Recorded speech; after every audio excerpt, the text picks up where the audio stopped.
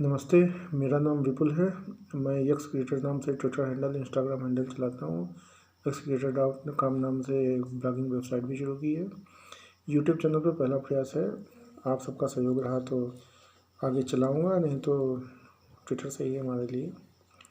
एक लोगों ने कहा भी था कि जब कमाल आर खान इस समय विशेषज्ञ बन रहे हैं तो आप भी बन जाइए, क्या बुराई है। ठीक है, चलो बन के देखते हैं। शुरुआत करते हैं। मैं 10 मिनट से ज़्यादा का वीडियो नहीं रखूँगा। शुरू में रूस यूक्रेन पे बात करने के लिए ये बनाया है। तो सबसे पहले मैं सीधे मुद्दे से शुरू करता हूँ बात कि दुनिया में 3 या 4 तरीके की विचारधाराएँ हैं। पहली विचारधारा है इस्लामिक, जो अभी भी नंबर 1 है, जो 713 ईस्वी के बाद से नंबर 1 बनी हुई है। किसी न किसी तरीके से इनको कुछ ना कुछ मिल जाता है, जिससे ये दुनिया पे हावी रहते हैं। नंबर 2 पे उदारवादी विचारधारा, मैं ईसाईयत को इसमें शामिल करूँगा। जो कंजर्वेटिव ईसाईयत है उसको छोड़ के लगभग सारे यूरोपियन या अमेरिका या अन्य देश जो उदार हैं वो ज़्यादातर ईसाई हैं, और ईसाईयत में उदारता के संदेश भी हैं। उसके बारे में मैं कभी बाद में बात करूँगा। नंबर 3 पर है राष्ट्रवादी विचारधारा, पूर्ण भूमि और पितृभूमि की अवधारणा वाली। तो जो संघ से जुड़े हैं वो इस चीज़ को जानते होंगे कि पूर्ण भूमि पितृभूमि क्या है, या जिन्होंने सावरकर को पढ़ा है कि पूर्ण भूमि पितृभूमि, जैसे भारत के हिंदुओं की पूर्ण भूमि भी भारत है क्योंकि गंगा जी यहीं पे, और पितृभूमि भी यहीं पे क्योंकि उनके पिताजी भी यहीं के हैं। लेकिन भारत के मुसलमानों की पितृभूमि तो ये है क्योंकि उनके पिता यहाँ के थे, लेकिन पुण्य भूमि मक्का ही है। चौथे नंबर पे आती है ये वामपंथी विचारधारा। वामपंथी विचारधारा असल में कोई अलग विचारधारा नहीं है। वामपंथी विचारधारा नास्तिकों का एक समूह है जो भगवान को नहीं मानता है। देखिए, पांचों उंगलियां कभी भी एक समान नहीं होती। जैसे मेरी पांचों एक समान नहीं है, आपकी भी नहीं होंगी। पांचों उंगलियां जब एक समान नहीं होती तो हम और भगवान ने उनको ऐसा बनाया, तो हम और आप साम्यवाद लाने वाले कौन होते हैं? लेकिन वो नहीं मानते हैं। साम्यवादी असल में ऐसा समूह है जो अपने लाभ के लिए किसी से भी कभी भी जुड़ जाता है, कभी भी हट जाता है। ये इस नास्तिक होते हैं, इस्लामिस्ट से निकले होते हैं, या ईसाई से निकले होते हैं, या राष्ट्रवादियों से निकले होते हैं। इनका एक अलग समूह है, और ये अराजकतावाद में विश्वास रखते हैं। तो ये 4 तरीके की मोटी मोटी मैं मानता हूँ कि ये विचारधाराएँ हैं। इनमें हमेशा युद्ध चलता रहता है। कोई पार्टी कभी किसी के साथ पकड़ लेती है, कोई किसी के साथ पकड़ लेती है, और ये सुविधा और स्थान के अनुसार होता है हमेशा। फिर मैं ये कहूँगा कि युद्ध में कभी भी कोई सच नहीं बोलता है। अगर रूस कह रहा है कि वो सच बोल रहा है तो वो भी गलत है, यूक्रेन कह रहा है सच बोल रहा है तो वो भी गलत है। और मैं इस वीडियो को केवल भारत के संदर्भ में ज़्यादा रखूँगा, क्योंकि मैं गाली नहीं दे सकता, लेकिन वो कहते हैं ना, माँ सब लगा के इतना बड़ा वो नहीं हूँ जियो पॉलिटिक्स का कि इतना बता दूँ, लेकिन मतलब भर की बात आपको बताऊँगा जो मुझे समझ में आती है। 1991 में कुवैत पे इराक ने हमला किया था। स्कट पैट्रियट में साजिश चली थी। उसमें जॉर्ज बुश, जो उनके बाद में जॉर्ज बुश उनके पिताजी राष्ट्रपति थे, रिपब्लिकन पार्टी से। सोवियत संघ खत्म हो चुका था।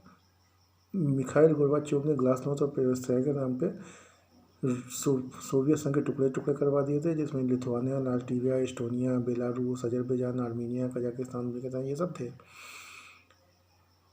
और भारत बुरी तरीके से परेशान था, क्योंकि उसमें एक तो चंद्रशेखर थे प्रधानमंत्री, भारत में अस्थिरता भी थी, पैसे भी नहीं थे, सोना गिरवी रखना पड़ रहा था, पुराना सहयोगी रूस टूट के जा चुका था। 89 में कश्मीर में अचानक आतंकवाद की घटनाएं पाकिस्तान ने बढ़ा दी थी, उसमें अमेरिका का बड़ा भारी हाथ था। अमेरिका ने ये अब भारत का रूस से व्यापार चलता था रुपए में। भारत ने कभी भी अमेरिका को इसलिए नहीं प्रेफर किया क्योंकि अमेरिका डॉलर में सौदा करता था, लेकिन भारत और रूस का अच्छा सौदा इसीलिए चलता था क्योंकि इनका रुपया रूबल में व्यापार था।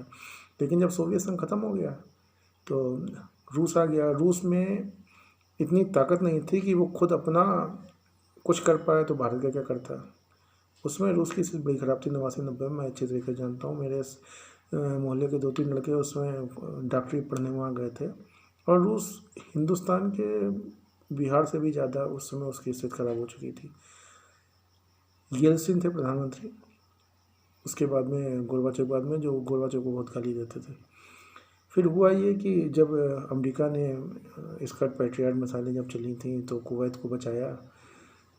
भारत को वो भाव नहीं देते थे, क्योंकि एक तो भारत ने कभी उनका खोल के साथ भी नहीं दिया था, और रूस का संगी थे, और उस नया नया ख़त्म हुआ था शीत युद्ध, तो वो भारत को थोड़ा शक की नज़रों से देखते थे, पाकिस्तान को अपना हितैषी समझते थे। और आपने एक बात पे गौर किया हो ना किया हो कि 2015 या 16 के पहले तक जब भी कोई विदेशी राष्ट्राध्यक्ष या अमेरिका का प्रधानमंत्री आता था, तो भारत आने के ठीक एक दिन पहले या एक दिन बाद पाकिस्तान जरूर जाता था बैलेंस बनाए रखने के लिए। ये प्रथा अभी ख़त्म हुई जब भारत थोड़ा सुपर पावर हो गई। अभी तक थी है, और कुछ तो अभी भी मनाते हैं इसको, कभी भी आप इस पर गौर करिएगा। तो उसके बाद हुआ यूँ कि फिर बिल क्लिंटन बने अमेरिका के राष्ट्रपति। बिल क्लिंटन राष्ट्रपति अमेरिका के बने, बेनजीर भुट्टो तब ये पाकिस्तान की प्रधानमंत्री थी। मुझे उस समय का अमूल का एक एड ध्यान है, बिल है कि मानता नहीं, दिल है कि मानता नहीं पिक्चर भी शायद उसी समय आई थी, कि जब भारत ने अमेरिका को मना किया था कि पाकिस्तान को हथियार मत दो, लेकिन अमेरिका ने पाकिस्तान को हथियार भेजे थे। क्लिंटन थे और बेनजीर थी।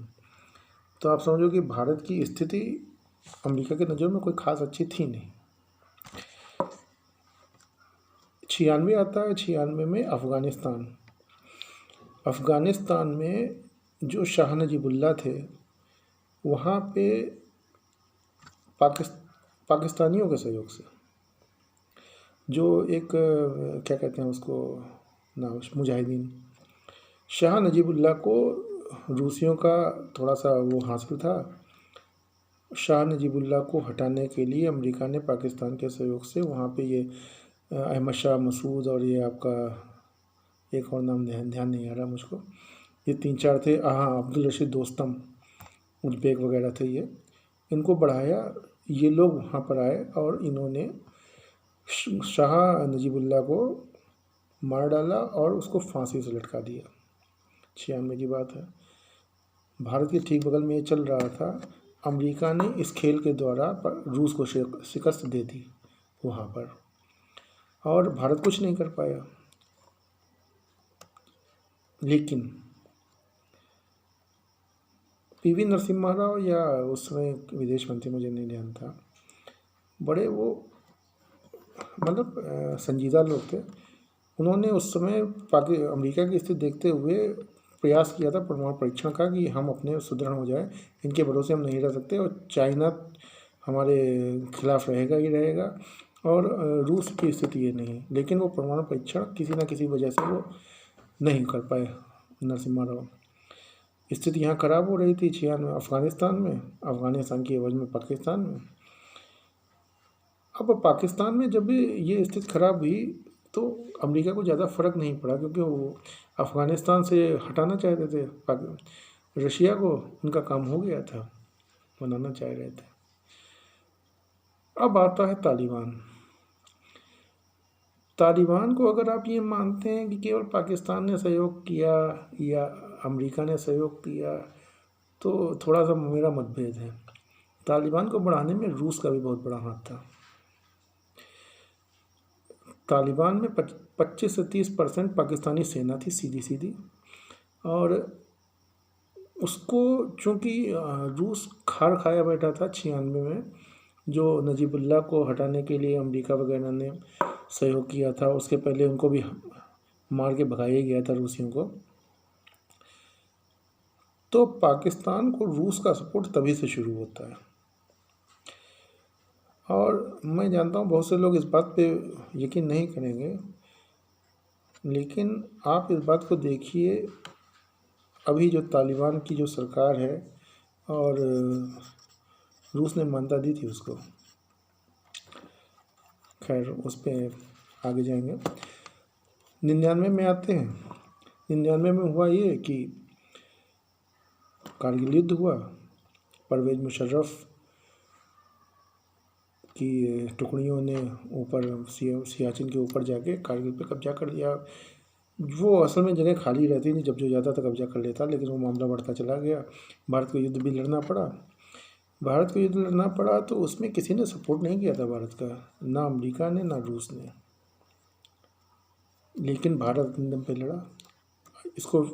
हालांकि पाकिस्तान को भी किसी ने सपोर्ट नहीं किया था, लेकिन उस समय तक थोड़ा बहुत अमेरिका को समझ में आने लगा था कि भारत का रोल यहाँ पे ज़्यादा बड़ा रहेगा।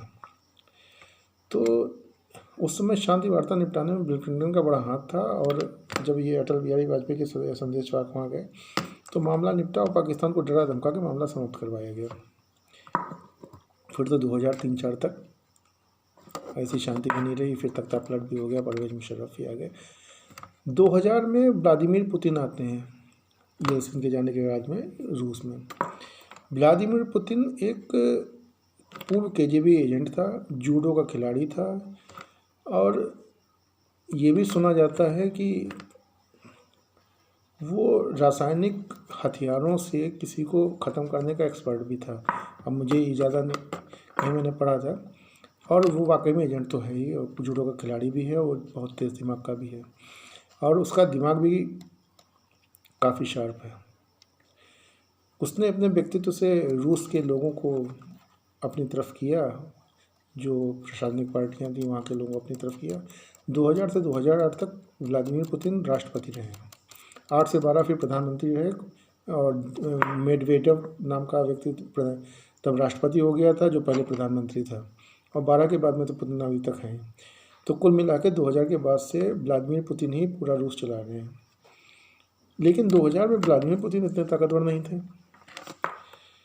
अमेरिका बढ़ रहा था, उसमें इनकी एक अमेरिका की विदेश मंत्री थी, जिसका बाद में संपर्क पता चला कि इनका पाकिस्तान को फंडिंग करती थी। तो बिल क्लिंटन प्रशासन जो था वो पूरी तरीके से समझे पाकिस्तान सपोर्टर था।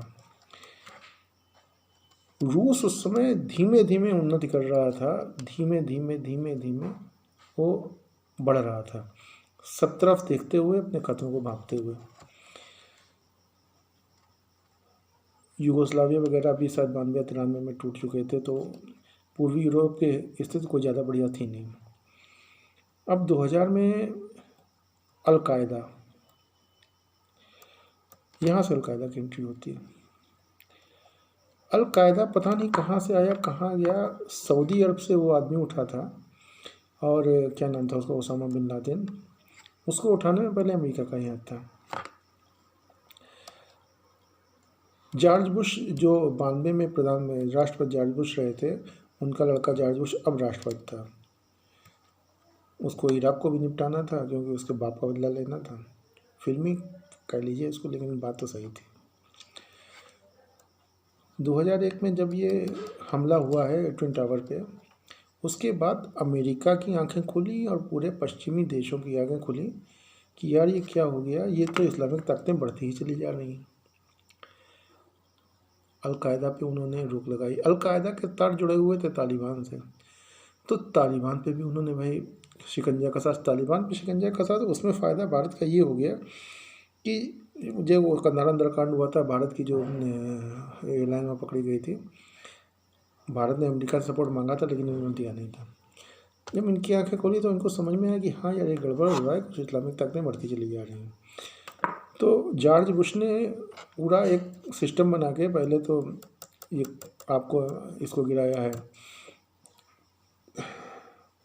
अलकायदा को, और उसके बाद में इन्होंने समाप्त किया है सद्दाम हुसैन को। तालिबान को भी लगे निपटा दिया। उसामा भागा या नहीं भागा वो अलग बात है, हो सकता है अमेरिका ने उसको उठा के कहीं रख पाती हो पाकिस्तान में। ये बड़े लोगों की बड़ी बातें, इसमें ज़्यादा नहीं कह सकते कुछ भी। 2004 में तब धीमे धीमे अमेरिका ने भारत से संबंध बनाने शुरू कर दिए थे। अटल बिहारी वाजपेयी तब प्रधानमंत्री थे, लेकिन ना अमेरिका को एहसास था, ना भारतीय जनता को एहसास था कि 2004 में फील गुड और इंडिया शाइनिंग के बाद भी 2004 में अटल बिहारी वाजपेयी हार जाएंगे। अटल बिहारी वाजपेयी हार गए, कांग्रेस सत्ता में आ गई। और अटल बिहारी वाजपेयी थोड़ा अमेरिका की तरफ पेंगे बढ़ा रहे थे, लेकिन जब कांग्रेस सत्ता में है तो कांग्रेस पहले से ही हमेशा से रशिया समर्थक रही है। तो कुछ सौदे एक आध उस समय हुए थे जब मनमोहन सिंह पहली बार प्रधानमंत्री बने थे रूस से। अमेरिका से इतना ट्रेड नहीं बढ़ा था, लेकिन जब ये परमाणु वाला कोई समझौता हुआ था, जिसमें ये कम्युनिस्टों ने वापस ले ली थी अपनी समर्थन भाजपा से कांग्रेस सरकार से, लेकिन वो सरकार चलती रही, तो धीरे धीरे कांग्रेस पार्टी को भी ये समझ आ गया कि अमेरिका से मिलकर चलना चाहिए। रशिया उसमें बहुत कमज़ोर तब भी था। इसके बाद आप आए सीधे 2010 में 11 में एक आया था अरब स्प्रिंग। अब अरब स्प्रिंग क्या था? अब अरब स्प्रिंग ये था कि 2010 में जो अरब स्प्रिंग हुआ था कि अचानक ऐसा हुआ कि एक ठेला वाले का किसी का ठेला पलट दिया जाता है और वो विद्रोह कर देता है, पूरे अरब में विद्रोह शुरू हो जाता है। ये मानने वाली बात है? हमें तो नहीं लगती। यहीं से अमेरिका और रूस का शक्ति संघर्ष शुरू होता है अरब स्प्रिंग से। अब अरब स्प्रिंग जब अरब बसंत शुरू हुआ तो सारे अरब देशों में विद्रोह शुरू हुआ। अब मज़े की बात देखिए, सारे अरब देशों में विद्रोह शुरू हुआ, लेकिन ख़त्म कौन कौन हुआ? मिस्र का हुस्नी मुबारक निपट गया, वो अमेरिका समर्थक नहीं था। दूसरे नंबर पर